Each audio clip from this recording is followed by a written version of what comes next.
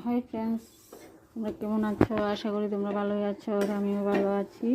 তো আজকে আমি একটা রেসিপি বানাতে যাচ্ছি। তো তোমরা দেখবে বড়ির আচার কীভাবে বানাই আমি, দেখতে থাকো।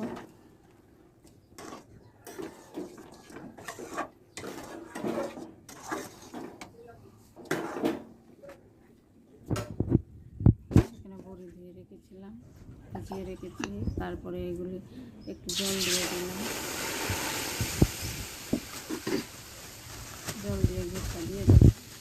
গরম হয়ে গেছে জলটা, গুড়টা দিয়ে দেব।